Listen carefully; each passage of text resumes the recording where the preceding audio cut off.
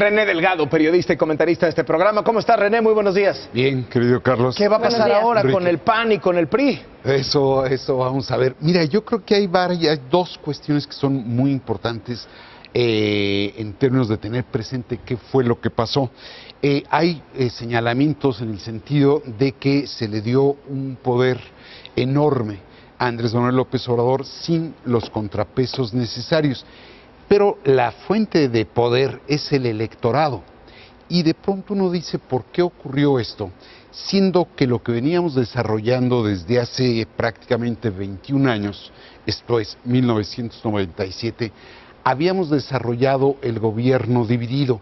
Esto es colocar el poder presidencial en un partido y el poder legislativo en otro o en otros partidos. De tal suerte de forzar supuestamente acuerdos, exacto, negociaciones y acuerdos en beneficio del país. Sin embargo, ese gobierno dividido derivó prácticamente en el gobierno paralizado. No prosperaban las negociaciones, no había acuerdos, y si uno recuerda cuál fue el lema de la campaña de Acción Nacional en el 2003, era quítale el freno al cambio. La gente en aquel entonces resolvió no quitarle el freno y mantener ese peso y contrapeso de tal modo que se balanceara la política. Eso prácticamente duró hasta el 2012, esto es prácticamente 15 años, y a partir de entonces el poder dividido que pasó a ser, el gobierno dividido que pasó a ser el gobierno paralizado, pasó a ser el gobierno cupular y corrompido. Suena fuerte la expresión, pero en el fondo la legislación de las reformas estructurales no fue producto de acuerdos y negociaciones, sino de canje de iniciativas y a veces de cuotas y de prerrogativas que se concedían a los partidos. El moche surge en las dos legislaturas que hubo en este sexenio, como también algunos departamentos que de pronto descubrimos que algunos tienen dentro o fuera del país, ¿no? Entonces yo creo que en esta elección el electorado resolvió poner todo en una sola canasta. Todos los huevos en la misma canasta. Todos los huevos. Presidencia de la República fuertemente legitimada, con más del 50%, mayorías en el Congreso, 19 legislaturas en los estados, 5 gubernaturas, incluida la capital de la República.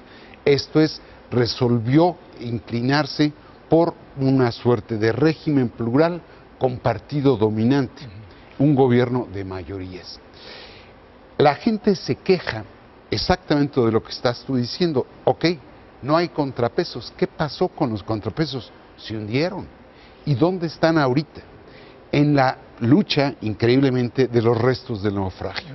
Cuando uno ve qué es lo que está pasando con Acción Nacional, con el Revolucionario Institucional y muy probablemente, o peor aún, con el PRD, están ahí. De algún modo no estuvieron por el hecho de haberse sumado en un pacto, le dejaron el campo de la oposición a Andrés Manuel López Obrador, y por haber desarrollado una política cupular, dejaron la política popular en manos de Andrés Manuel López Obrador.